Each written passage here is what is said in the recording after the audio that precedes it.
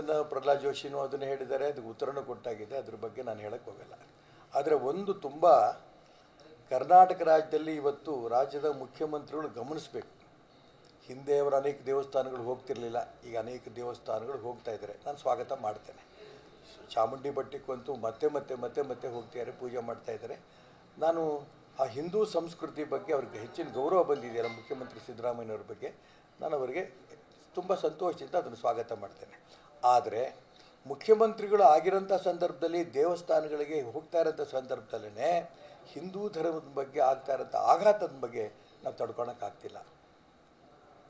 ಯಾಕೆ ಅಂತಂದರೆ ವಿಶೇಷವಾಗಿ ಕಾನೂನು ಹೇಳ್ತು, ಹಿಜಾಬನ್ನು ಕೋರ್ಟ್ ಹೇಳ್ತು ನಿಷೇಧ ಮಾಡಬೇಕು ಅಂತ. ನಿಷೇಧ ಮಾಡಬೇಕು ಕೋರ್ಟು ಅಂತ ತೀರ್ಮಾನ ಆದ ನಂತರ ಕುಂದಾಪುರದ ಪ್ರಿನ್ಸಿಪಾಲ್ರು ರಾಧಾಕೃಷ್ಣ ಅಂತ ಕಾಣುತ್ತೆ, ಶ್ರೀಯುತ ರಾಧಾಕೃಷ್ಣ ಅವರು ಕೋರ್ಟ್ ಹೇಳಿದಂಥ ಸಂದರ್ಭದಲ್ಲಿ ಹಾಗೆ ಹಿಜಾಬನ್ನು ಒಳಗಡೆ ಗೇಟ್ ಹಾಕೊಂಬರಬೇಡಿ ಅಂತ ಹೇಳಿದರು ಕೋರ್ಟಿನ ಪ್ರಕಾರ. ಈಗ ರಾಜ್ಯ ಪ್ರಶಸ್ತಿಯನ್ನು ಸ್ವೀಕಾರ ಮಾಡಿದಂಥ ಪ್ರಿನ್ಸಿಪಾಲ್ ರಾಧಾಕೃಷ್ಣ ಅವರಿಗೆ ಆಯ್ಕೆ ಮಾಡಿದ್ರು ಅವ್ರನ್ನ, ನಿಮ್ಮನ್ನು ಯಾವುದೇ ಕಾರಣಕ್ಕೂ ನಿಮಗೆ ಪ್ರಶಸ್ತಿ ಕೊಡಲ್ಲ, ತಡೆ ಹಿಡಿದಿದ್ದೇವೆ.